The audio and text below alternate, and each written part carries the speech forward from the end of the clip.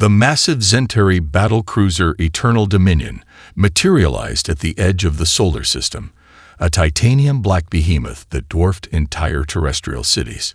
Its quantum displacement drive hummed with barely contained energy, sending ripples through the fabric of space-time that would have been invisible to human sensors mere decades ago. But humanity was no longer blind. Captain Vorlex settled into his command chair, a biomechanical marvel that molded perfectly to his exoskeletal form. His 4 eyes, 2 primary and 2 supplementary, scanned the holographic displays with the practiced detachment of an Imperial veteran. Thousands of conquest missions had prepared him for this moment, yet something about this particular world felt different. "Preliminary scans complete," announced Sub-Commander Cronel, her translation implant converting her chitinous clicks into smooth digital speech. "Planet designation: Earth. Technological classification: Prestellar. Defensive capabilities: minimal. Projected assimilation time: standard 72-hour protocol." Vorlex's secondary eyes narrowed. In the Zentari Empire, such swift conquests were routine. They had absorbed hundreds of emerging civilizations, reducing each to nothing more than resource nodes in their vast galactic infrastructure. Planets were merely data points, civilizations nothing more than statistical entries in Imperial archives. What the Zentari didn't realize was that humanity had been watching them long before they arrived. Deep beneath the rocky facade of Cheyenne Mountain, the Horizon Contingency Team had been monitoring potential extraterrestrial threats for decades. Dr. Elena Rodriguez, the team's lead scientist, studied multiple holographic displays showing the Zentari ship's approach. Her fingers danced across quantum-encrypted interfaces, each movement sending cascades of information through a network more complex than the aliens could comprehend. "They're using standard Imperial reconnaissance protocols," she muttered to her colleague, Dr. James Chen. "Passive scans, predictive modeling, resource assessment, textbook approach." Chen nodded, his eyes never leaving the data streams, completely unaware they're being studied just as intently. The mountain complex was a marvel of human ingenuity, a technological marvel that appeared to be a simple military installation to outside observers.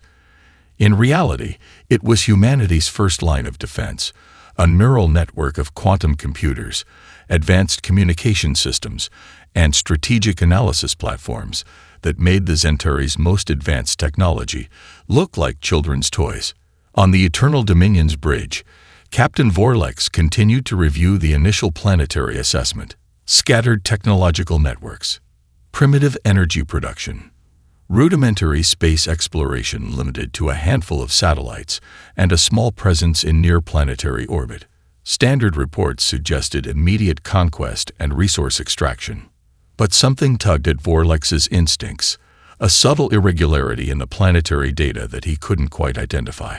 "Sub-Commander," he clicked, "run a tertiary analysis on communication network anomalies." Cranel's mandibles twitched.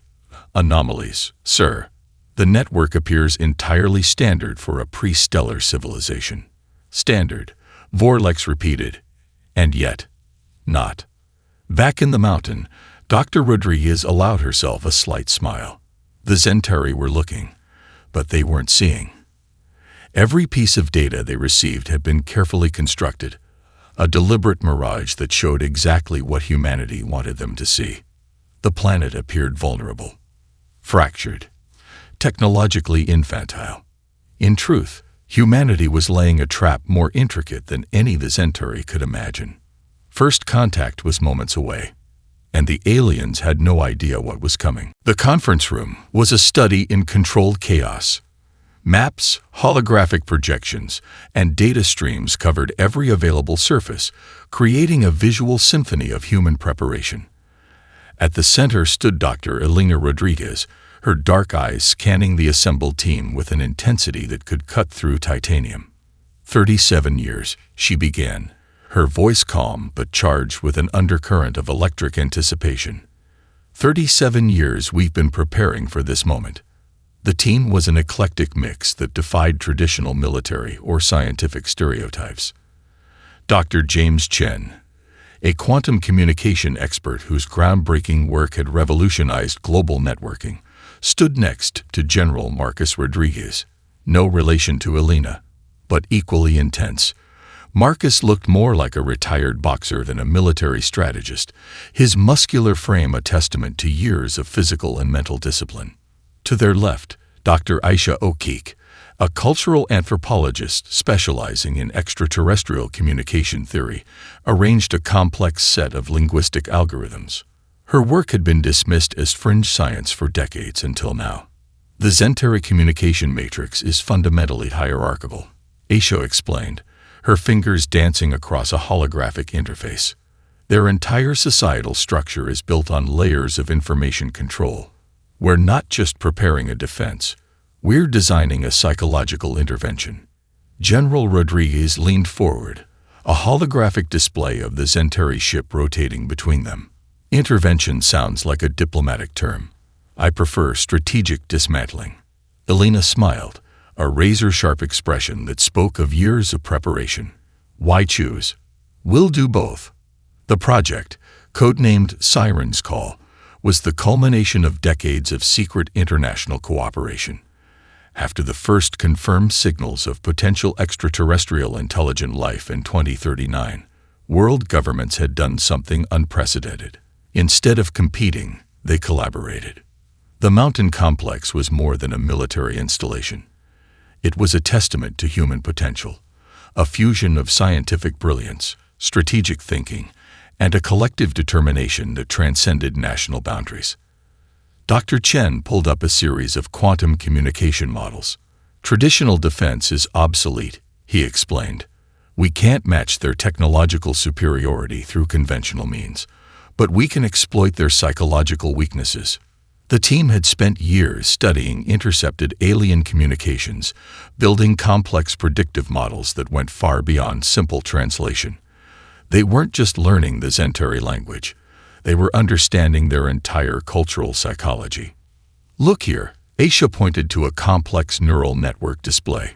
Their hierarchical communication has a fundamental flaw. Each transmission carries embedded cultural assumptions that create predictable response patterns. We're not just going to communicate with them. We're going to use their own communication structure as a weapon. General Rodriguez raised an eyebrow. A weapon? Information is the most powerful weapon, Elena responded. And we're going to deliver a payload unlike anything they've ever encountered. The team had developed quantum-encoded communication packets that were more than simple messages. They were precision-guided intellectual instruments designed to exploit every psychological fault line in Zentari society. Historical traumas, cultural contradictions, systemic blind spots. Nothing would be left unexploited. We have one chance, Elena said, her voice dropping to a near whisper. One transmission that needs to do what no military in human history has ever accomplished. The room fell silent. Outside the reinforced windows, the Rocky Mountains stood as silent witnesses to humanity's most audacious plan. They would not fight the Zentari. They would make the Zentari fight themselves. Are we ready? General Rodriguez asked. A chorus of affirmatives filled the room, each voice representing years of preparation, of hope, of an unbreakable human spirit. We're ready, Elena Rodriguez replied. Let them come. The transmission began innocuously, a seemingly simple first contact message that would have appeared routine to any standard extraterrestrial communication analysis protocol. But beneath its carefully constructed exterior lay a weapon more devastating than any physical armament humanity could have devised. In the Horizon Contingency Center, Dr. Elena Rodriguez stood before a wall of quantum communication interfaces, her breath measured, her eyes locked on the rapidly scrolling data streams. Around her, the team moved with the precision of a surgical unit preparing for the most critical operation in human history. Transmission sequence initiated, announced Dr. James Chen, his fingers dancing across multiple holographic interfaces. Quantum entanglement stabilizers at 99.987% efficiency. On the Zentari ship, Eternal Dominion, Captain Vorlex watched as the incoming transmission began to materialize on the primary communication array. To his bridge crew, it appeared to be a standard first contact protocol.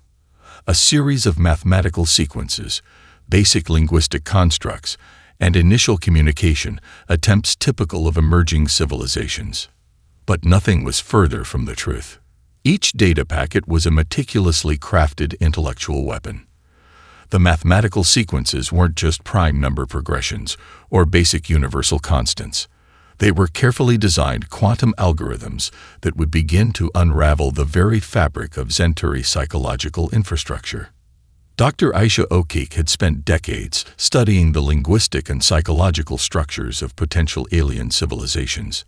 The transmission wasn't just a message. It was a precisely engineered psychological intervention. "Watch the cascade," she murmured to her colleagues, her eyes tracking impossible-to-perceive data fluctuations. The first layer appeared to be a standard mathematical introduction: prime numbers, universal physical constants, basic geometric progressions. To any standard communication analysis, it would seem like a textbook attempt at establishing a common communication framework. Embedded within these seemingly innocent sequences were quantum-encoded triggers designed to exploit specific psychological vulnerabilities in Centauri communication networks. Each mathematical progression contained subtle informational resonances that would begin to create cognitive dissonance at the most fundamental levels of Centauri perception. Sub-Commander Cronel began the standard communication analysis protocol. "Incoming transmission appears to be standard first contact sequence," she reported to Captain Vorlex. "Preliminary linguistic constructs detected. Initiating translation matrices."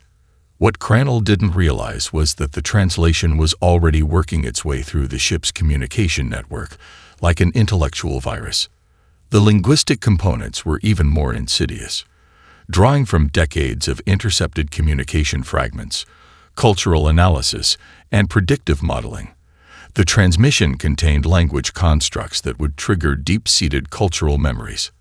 Historical traumas long suppressed, systemic contradictions, carefully hidden within the Centauri imperial narrative. All would begin to surface.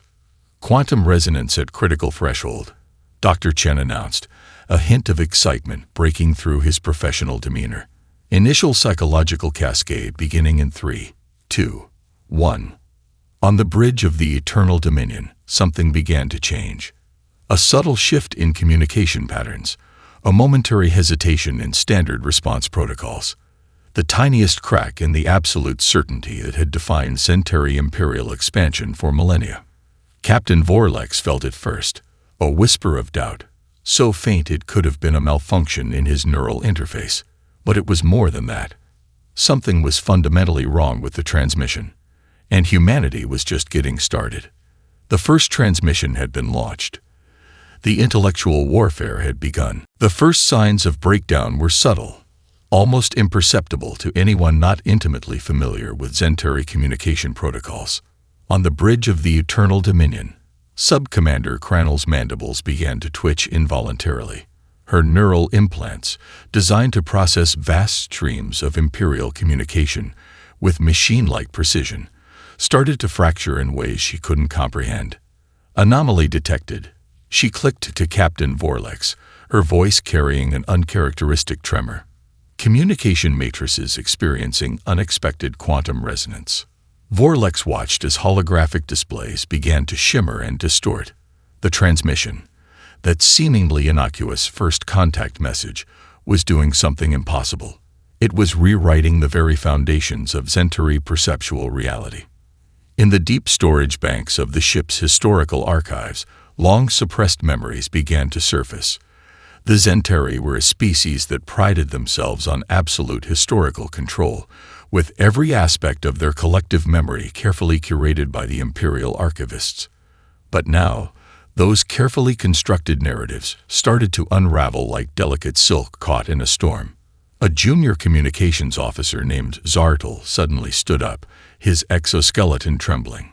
"The massacre of the Viridian colonies," he said, his voice a mixture of horror and revelation. "It was never an act of imperial necessity. It was a genocide." The bridge fell silent. This was how humanity's transmission worked, not as a direct attack, but as a key that unlocked the most deeply buried truths within the Zentari collective consciousness. Each quantum-encoded packet was a precision instrument designed to exploit the fundamental psychological fault lines of an empire built on systematic denial and controlled narrative. Captain Vorlex felt it first, a wave of cognitive dissonance that threatened to tear apart his understanding of reality. Memories long suppressed began to surface. The imperial histories he had believed without question now seemed like fragile constructions, tissue paper thin and ready to disintegrate at the slightest touch of truth. Psychological cascade at 37%.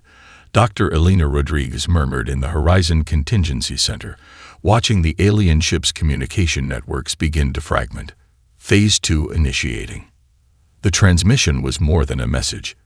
It was a surgical strike against the very concept of imperial certainty. On other ships in the invasion fleet, similar scenes played out. Communication channels became flooded with conflicting memories, suppressed historical traumas, and long-denied cultural contradictions. The Zentari had built an empire on the premise of absolute cultural unity, and now that unity was shattering like brittle glass.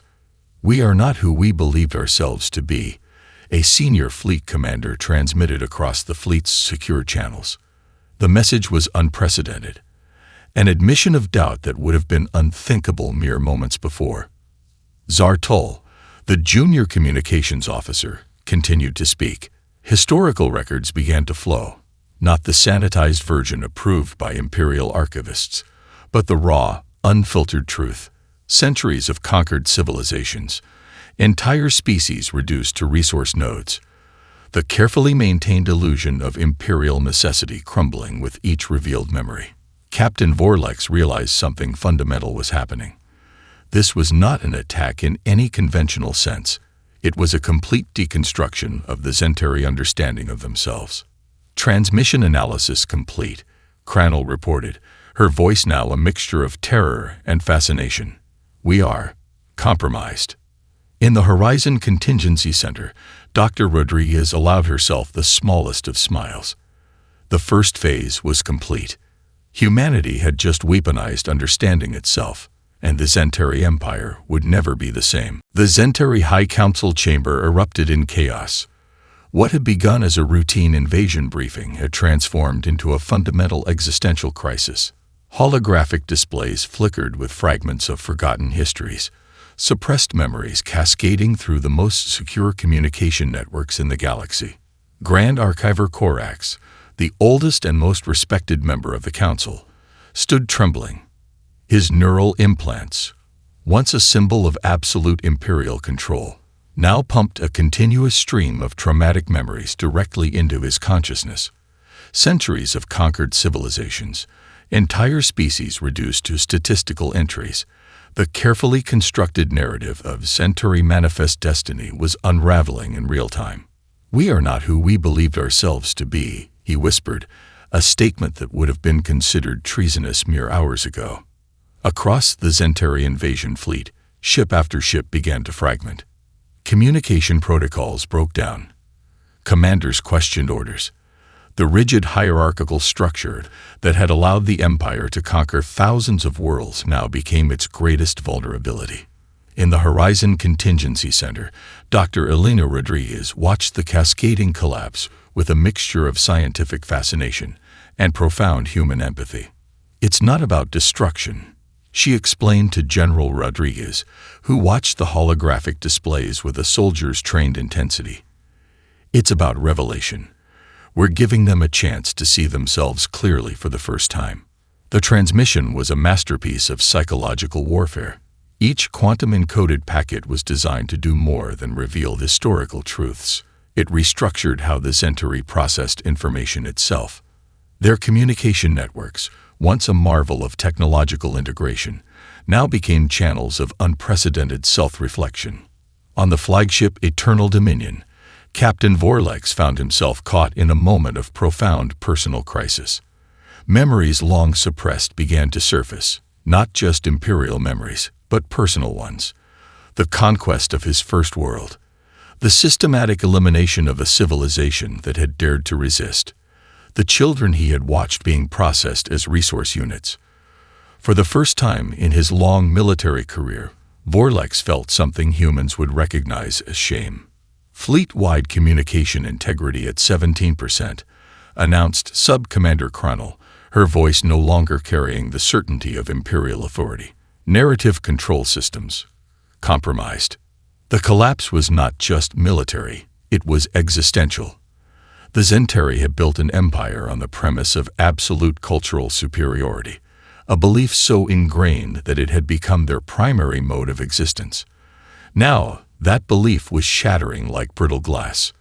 Dr. Aisha O'Keefe, the team's cultural anthropologist, had predicted this moment with mathematical precision. Societies built on systematic denial are inherently unstable, she had argued during years of preparation. All they need is the right key to unlock their own transformation. Humanity had provided that key. Across the galaxy, communication networks began to pick up the unprecedented transmission. Other emerging civilizations watched in astonishment as the most powerful empire they had ever known began to deconstruct itself from within. This was not a military victory. This was a victory of understanding. Psychological cascade reaching critical threshold. Dr. James Chen announced, his fingers dancing across quantum communication interfaces. Complete systemic breakdown imminent. The invasion fleet that had been moments away from conquering Earth now turned in on itself. Ships that had been prepared for conquest now struggled with fundamental questions of identity and purpose. The Zentari Empire, a civilization that had conquered thousands of worlds, was being defeated by something far more powerful than weapons. By truth itself. In the Horizon Contingency Center, a quiet sense of triumph filled the room. Humanity had just rewritten the rules of galactic conflict, and they had done it without firing a single weapon. The quantum communication networks of the galaxy lit up with an unprecedented transmission. The Zentari Empire, a civilization that had been the unquestioned dominant force for millennia, was collapsing from within, brought down by a species they had dismissed as primitive. On thousands of worlds, communication analysts, diplomatic researchers, and cultural historians watched in stunned silence. The Krell-Thari Cooperative, a confederation of scientific civilizations located in the Orion Arm, was the first to fully analyze the human transmission. Their primary communication hub, a massive orbital station bristling with the most advanced quantum analysis equipment in known space, dedicated entire research teams to understanding what had just occurred. This is not a military victory, declared Dr. Xantok, lead researcher of the Krell-Thari Xenological Studies Division. This is a complete reimagining of conflict resolution. The transmission details began to spread. Humanity had not just defended itself, it had conducted a surgical strike against an entire imperial infrastructure using nothing more than carefully constructed information. No weapons, no traditional military engagement, just pure, unfiltered communication designed to trigger systemic self-reflection. On Earth, the Horizon Contingency Team watched as their global reputation transformed overnight. Dr. Elena Rodriguez held a press conference that would be studied for generations. "We did not defeat the Zentari," she explained to a global audience, her words simultaneously translated across hundreds of communication networks. "We offered them an opportunity to see themselves clearly. Every civilization carries hidden truths. We simply provided the key to understanding." The diplomatic implications were staggering. Other subjugated civilizations began to look at humanity not as a potential conqueror, but as a potential liberator. The Zentari had been known for their absolute control, their systematic elimination of any civilization that showed even the slightest resistance. Humanity had found a way to resist that was fundamentally different from any known approach. They weaponized empathy, one Andromeda Cluster diplomatic analysis noted, not as a weakness, but as the most sophisticated form of strategic intervention. The quantum communication records of the human transmission became an instant field of study. Universities and research institutions across multiple star systems began dedicating entire departments to understanding the human approach. How could a species transform conflict so completely? Captain Vorlex, now a central figure in the Zentary's internal reconstruction, became an unlikely messenger. In a transmission that would be studied for generations, he spoke about the human intervention. "We believed we understood conquest," he said, his once proud voice now carrying a tone of profound humility. "Humanity showed us that true understanding requires the courage to look at ourselves without filters." The Horizon contingency team had prepared for many scenarios: military resistance, diplomatic negotiations, potential destruction, but they had not fully anticipated the galactic response to their intervention. They were no longer seen as an emerging civilization. They were now viewed as a transformative force. Dr. Aisha O'Keefe, the team's cultural anthropologist, captured the moment perfectly in her subsequent analysis. "Humanity did not just defend a planet," she wrote. "We demonstrated that communication itself could be the most powerful technology in the universe." Diplomatic requests began flooding Earth's communication networks. Civilizations that had long been oppressed by the Zentari wanted to understand the human approach. How had they accomplished what seemed impossible? The answer was deceptively simple. They had treated the Zentari not as an enemy to be destroyed, but as a civilization capable of understanding its own complexity. In the vast darkness of space, humanity had just rewritten the rules of galactic interaction. And they were just getting started. The United Nations Galactic Engagement Center was unlike any diplomatic facility in human history. Situated in a massive orbital complex above Geneva, it represented the culmination of humanity's most ambitious diplomatic experiment. Floor-to-ceiling quantum communication arrays lined the walls, each capable of simultaneously translating and analyzing communication from hundreds of alien civilizations. Dr. Elena Rodriguez stood at the center of the main conference chamber, surrounded by delegates from civilizations that had, mere months ago, been under Zentari oppression. The room itself was a marvel of diplomatic engineering, designed to accommodate beings with radically different physiological and perceptual capabilities. "We're not here to create a new empire," she began, her voice simultaneously translated into 17 distinct communication modalities. "We're here to create a framework of mutual understanding."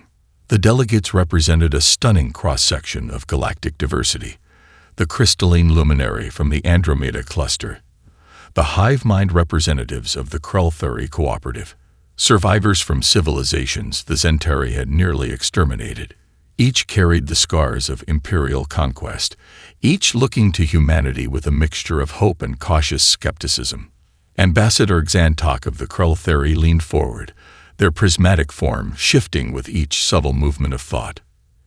"Your transmission that dismantled the Zentari," they communicated. It was more than a communication. It was a form of systemic healing. The diplomatic approach was revolutionary. Instead of traditional territorial negotiations or resource allocation, humanity proposed a radical new model of galactic interaction. The Comprehensive Systemic Reconciliation Protocol, or CSRP, was less a treaty and more a philosophical framework for addressing historical traumas. Dr. Aisha O'Keefe, standing beside Rodriguez, explained the core principle. "Every civilization carries unresolved historical narratives," she told the assembled delegates. "Our protocol provides a structured method for collective self-reflection." The Zentari delegation, now functioning more as a truth and reconciliation committee than an imperial body, played a crucial role. Former Captain Vorlex, now a key diplomatic liaison, spoke about the profound transformation they had undergone. "We believed conquest was strength," he communicated, his once rigid communication patterns now fluid and introspective. "Humanity showed us that true strength lies in the courage to understand our own history." The diplomatic center became a hub of unprecedented cultural exchange. Quantum communication networks allowed for levels of understanding that went beyond traditional linguistic translation. Entire historical narratives could be shared, analyzed, and processed in ways that transcended individual perceptual limitations. General Marcus Rodriguez oversaw the security protocols, but his approach was markedly different from traditional military thinking. "Our defense is no longer about walls," he would often say. It's about creating systems of mutual comprehension that make conflict obsolete. The galactic community watched in astonishment. Humanity had not just defended itself, it had created an entirely new model of interstellar interaction. Civilizations that had been enemies for millennia began to find common ground through the human-developed communication protocols.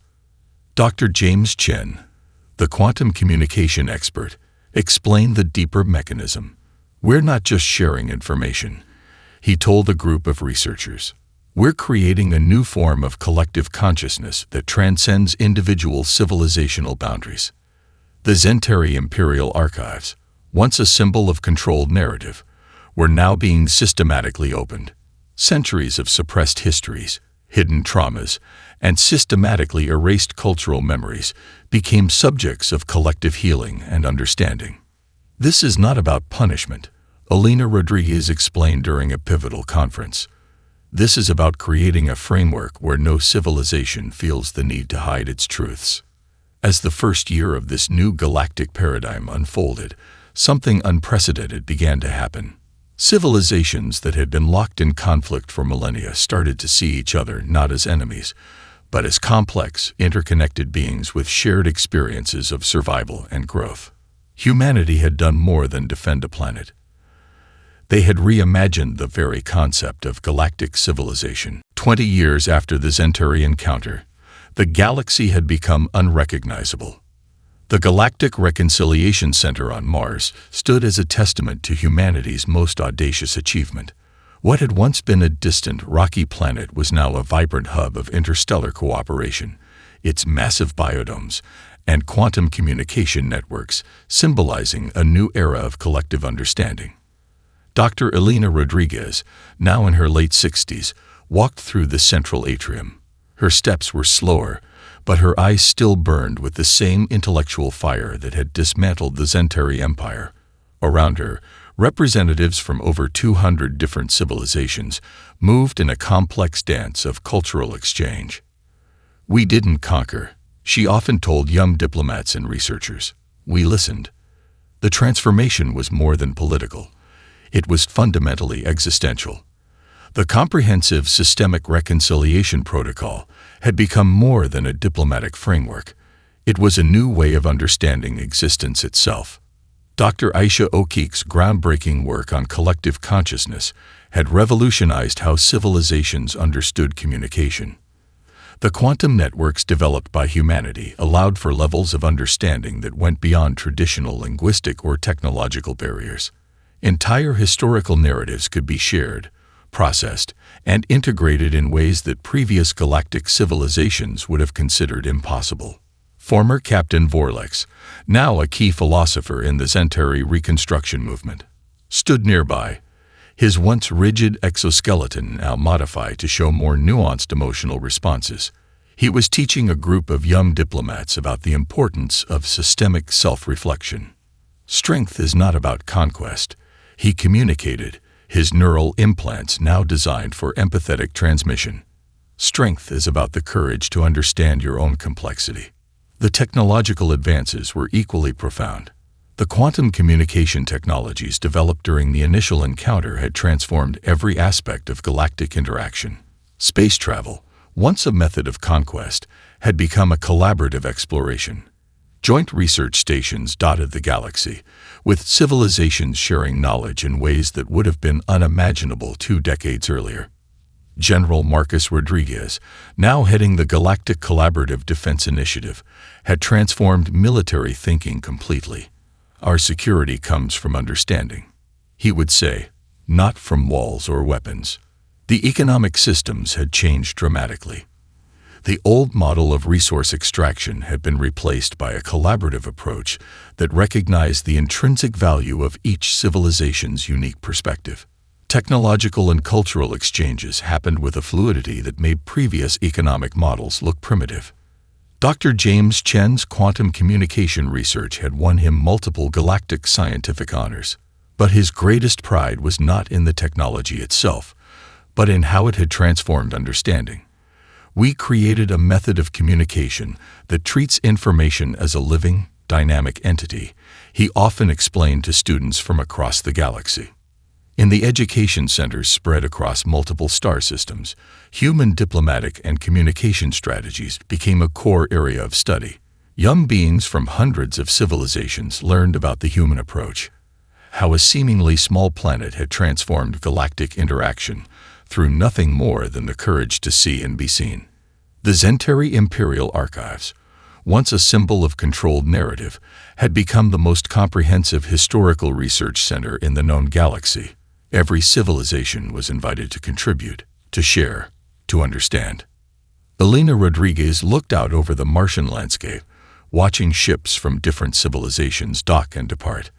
The young diplomats around her represented a future she had helped create, a future where difference was not something to be conquered, but something to be understood.